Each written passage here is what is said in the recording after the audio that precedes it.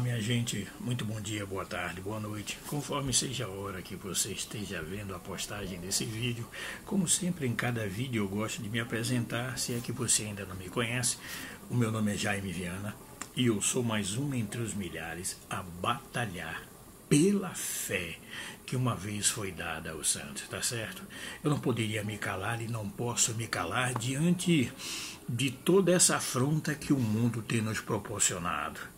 Quando a Bíblia nos diz que existe um Deus, o mundo, através da famigerada ciência, não uma ciência verdadeira, porque ciência quer dizer conhecimento, e conhecimento é poder. Quem conhece tem a capacidade de poder se sobressair diante das lutas que a vida lhe tem proporcionado. Você concorda comigo? O conhecimento é a base de tudo. O próprio livro de Salmo diz o seguinte, que o princípio ou temor, o princípio da sabedoria é o conhecimento de Deus, ou vice-versa, ou que o temor é o princípio da sabedoria. Alguma coisa nesse sentido. Não quero dizer com isso que eu estou sendo uma pessoa leviana a não conseguir me expressar muitas vezes para aqueles que param um pouco para ouvir sobre a nossa argumentação. Mas eu quero dizer uma coisa para você, eu não estou aqui, talvez seja esse o ponto que nos traga alguma divergência, eu não estou aqui para convencer a você de que o que eu estou falando é a verdade e o que eu estou falando está acima de qualquer suspeita.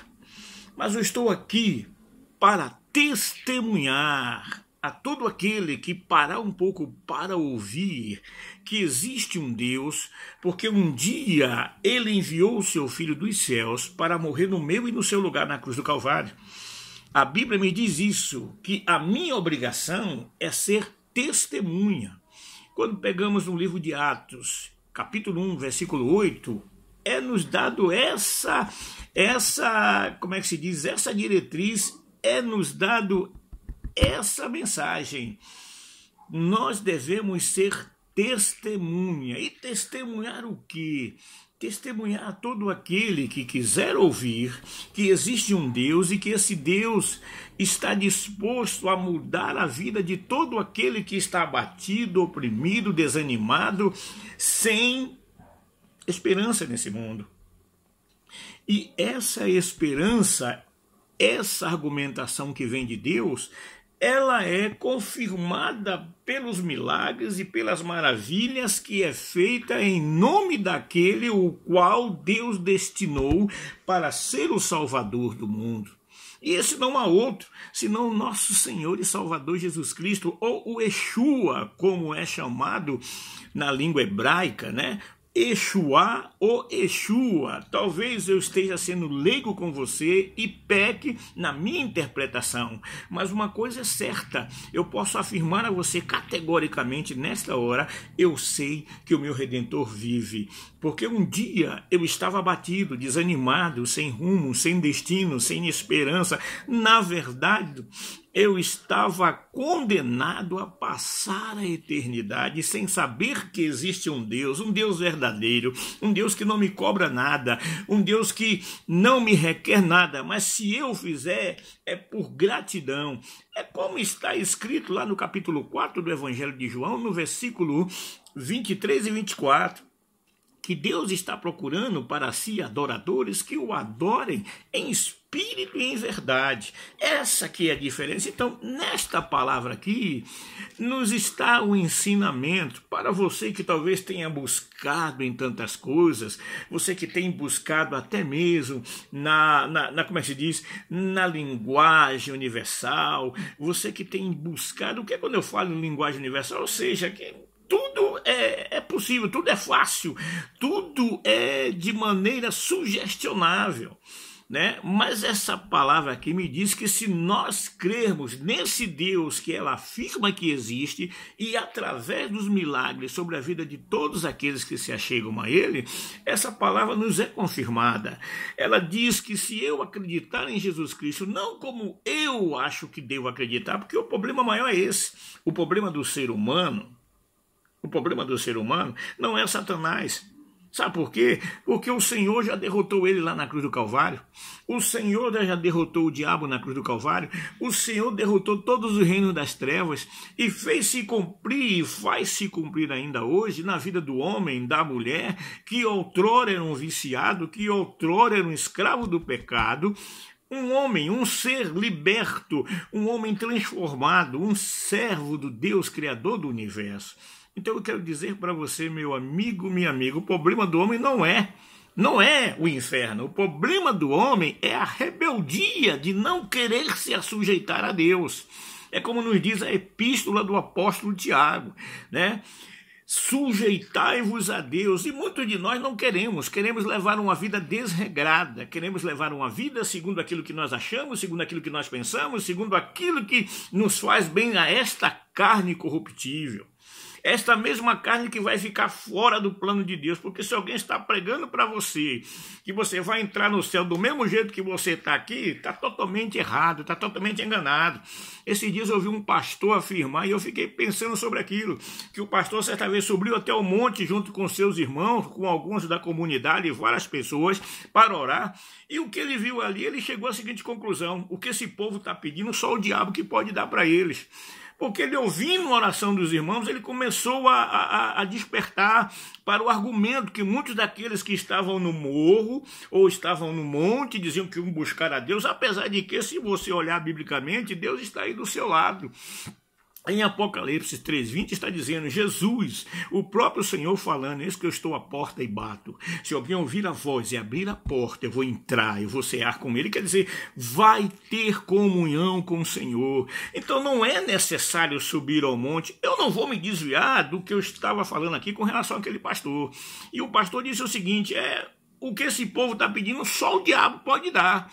Porque ele, ouvindo na oração dos irmãos, começou a atinar da seguinte maneira: uns estão pedindo casa, estão pedindo carro, estão pedindo melhor condição financeira, estão pedindo para ser abençoado poderosamente, se esquecendo de que o segredo de tudo isso, que você pode ter dinheiro, você pode ter carro, você pode ter família, pode ter uma boa condição financeira, mas o segredo para tudo isso, a fórmula, se é que eu posso colocar desse jeito, meu amigo, minha amiga, para tudo isso, é que você, em primeiro lugar, busque o reino de Deus e a sua justiça, aleluia. E quando falam em a sua justiça, é que aquele que rouba, não roube mais, que aquele que enganava o seu semelhante, ou enganava seu cônjuge, ou a sua cônjuge, não engane mais, que seja um verdadeiro homem, uma verdadeira mulher de Deus, para que o Senhor seja glorificado diante de todos aqueles que estão ao seu redor, e que as pessoas que estão ao seu redor possam ver que você é seguidor de um Deus verdadeiro,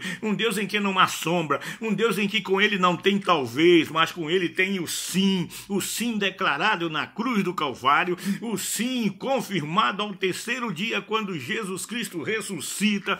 E depois, quando ele diz aos seus discípulos, é-me dado todo o poder nos céus e na terra, aleluia. Então, meu amigo, minha amiga, resumindo tudo isso, se nós somos rebeldes, não queremos nos sujeitar a Deus, vamos nos sujeitar ao diabo, essa que é a realidade. E para eu não me sujeitar ao diabo, eu tenho que fazer o quê? Eu tenho que vir para a palavra de Deus e fazer se cumprir em minha vida o que diz o capítulo 7 do Evangelho de João. Sabe o que é que diz João 7,38? Não? No último dia da festa, a festa dos tabernáculos, nos diz esse versículo, que Jesus levanta no meio do povo e diz o seguinte, quem crê em mim, como diz as Escrituras. Então o segredo está aqui.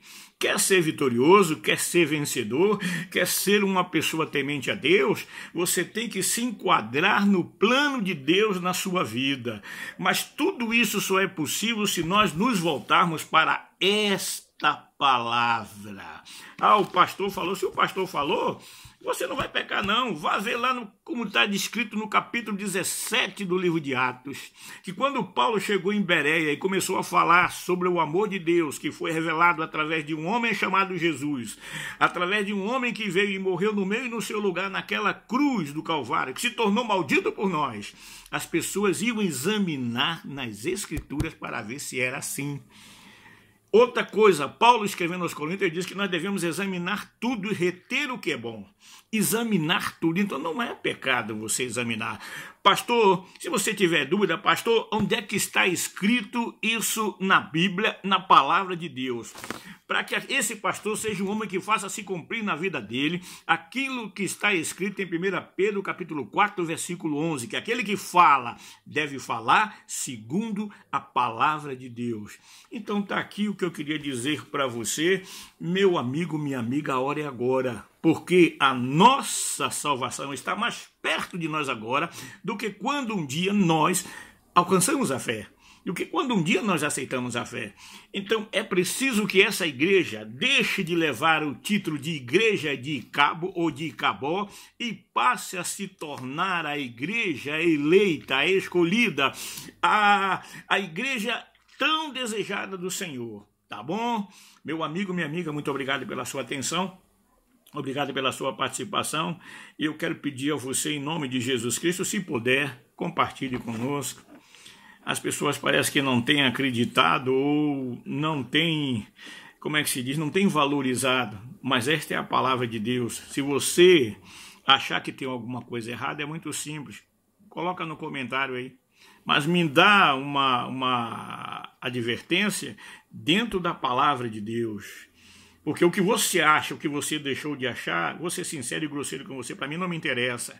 Mas se você me vier com um argumento da palavra de Deus, de que nós podemos, por exemplo, que nós podemos seguir de qualquer jeito, ou que vamos entrar no céu de qualquer jeito, ou coisa similar, que na verdade se você quiser contestar, a hora é agora. Mas se não, eu te peço em nome de Jesus Cristo, nos ajude a levar esta palavra, compartilhe, nos siga no Face, nos siga no YouTube, mas acima de tudo, não fique calado, anuncie esta palavra de vida, porque a vida é Jesus e sem Ele nós não temos nada. Muito obrigado, até a próxima, em nome de Jesus, amém, graças a Deus.